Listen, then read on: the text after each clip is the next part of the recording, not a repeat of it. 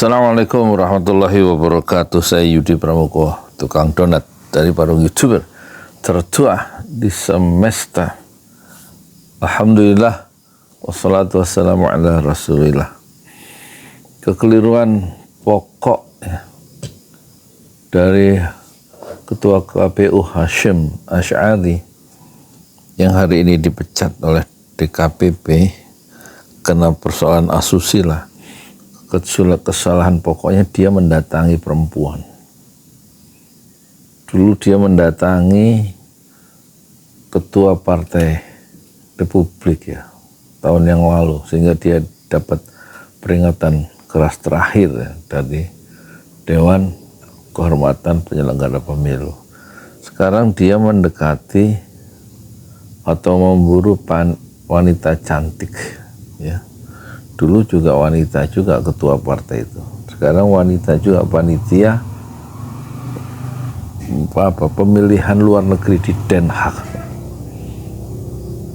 Dan dia pasti jatuh dalam pelukan perempuan.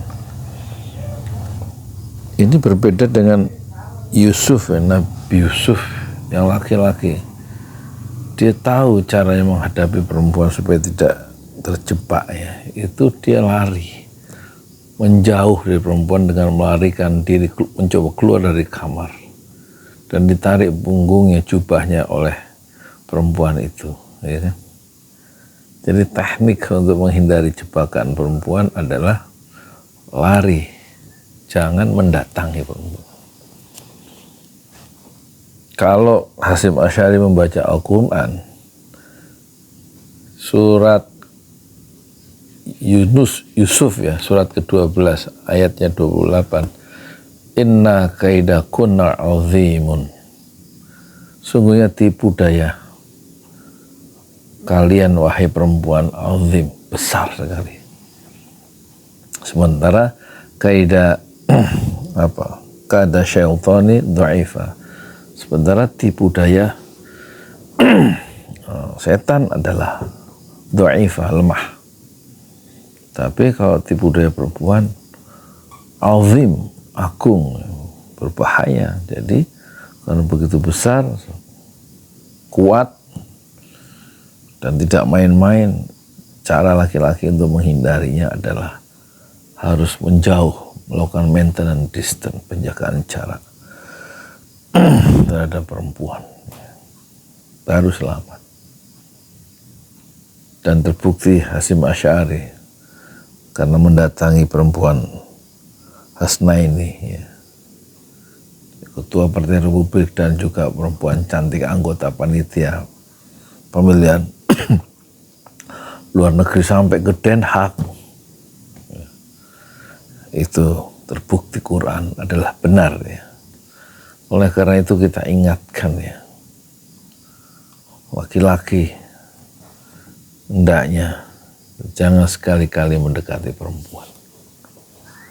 Kalau mendekati perempuan pasti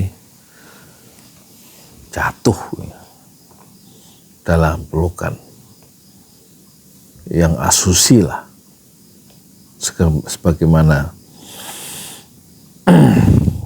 diterima atau terjadi pada Hasyim Asy'ari, dan dia jatuh pada dua pelukan perempuan dalam waktu yang berbeda, tapi posisinya sama sebagai ketua Komisi Pemilihan Umum.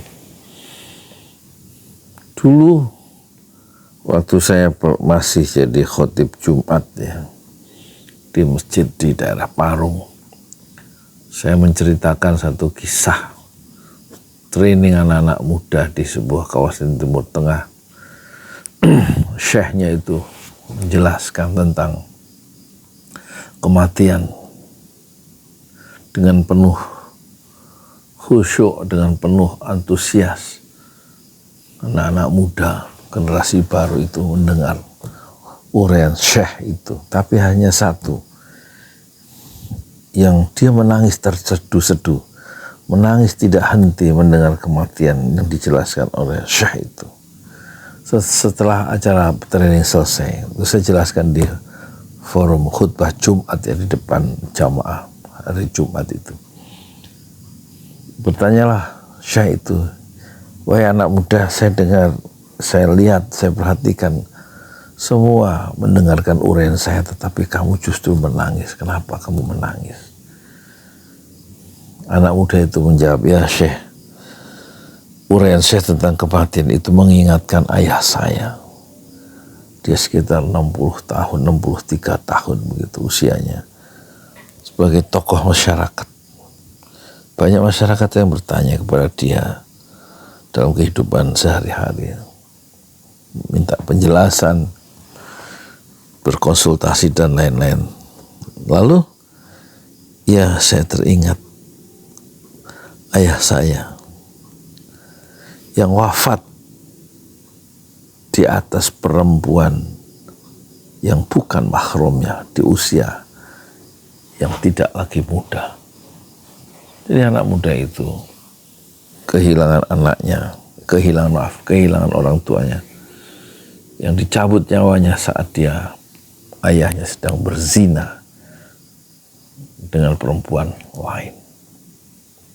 Jadi tipu daya, godaan wanita itu adalah dijelaskan oleh Al-Quran, inna kaidakunna azimun. Tipu daya, godaan, fitnah perempuan itu adalah bahaya sekali, tinggi, besar, agung. Sementara kada syaitani dhaifah. Sementara godaan, fitnah atau tipu daya dari setan adalah lemah, mudah dilawan. Tapi kalau perempuan jangan dilawan, pasti laki-laki kalah. Harus lari dari perempuan sebagaimana Yusuf keluar dari kamar itu, tapi dikejar sama perempuan itu. Kalau Yusuf tidak lari, Nabi Yusuf tidak lari, pasti dia sejarah Islam tentu berbelok dengan cara yang mengejutkan sekali. Tetapi Allah membimbing Nabi Yusuf, cara menghadapi perempuan yang bukan mahramnya adalah keluar dari kamar, keluar berdua, menjauh dari perempuan itu supaya tidak dekat-dekat dengan perempuan. Bagaimana menurut Anda?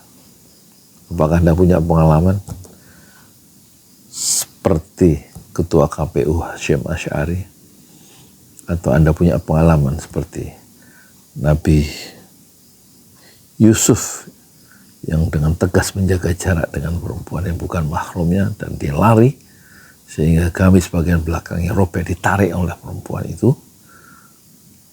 Atau bagaimana?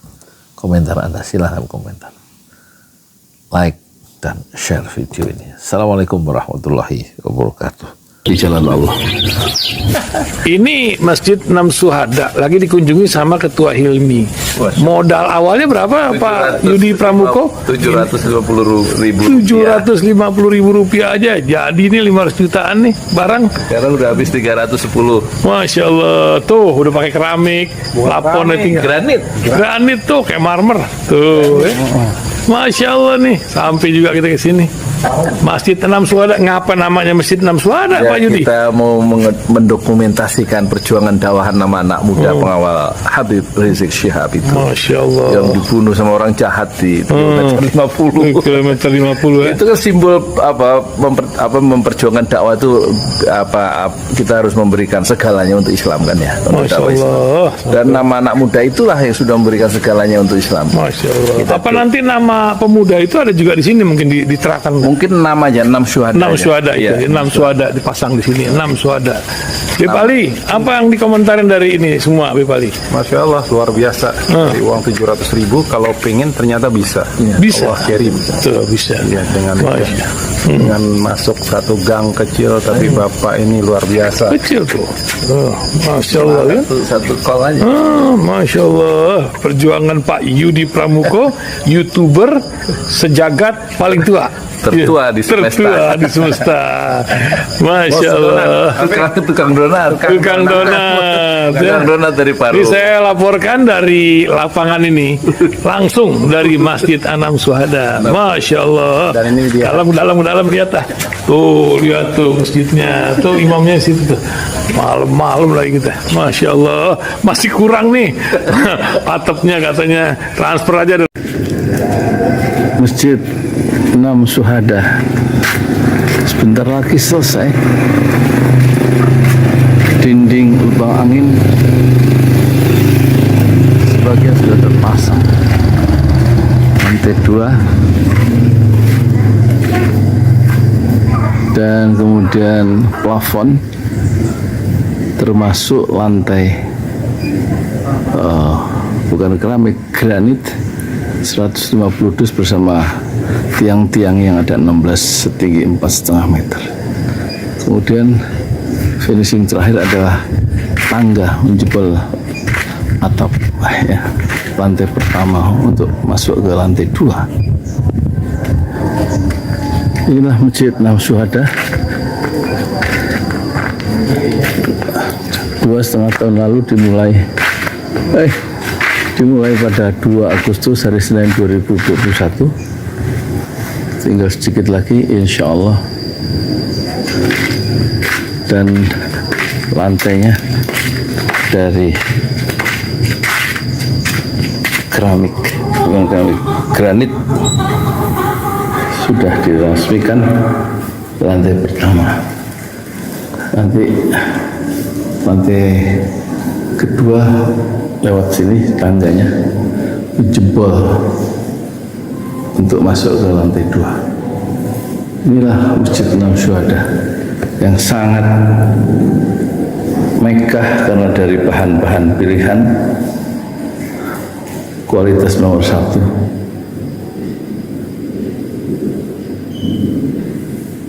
Tinggal sekitar 80 juta lagi finishing lantai atas selesai, insya Allah.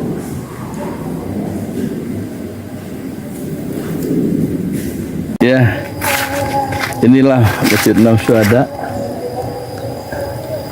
yang sangat bersejarah ya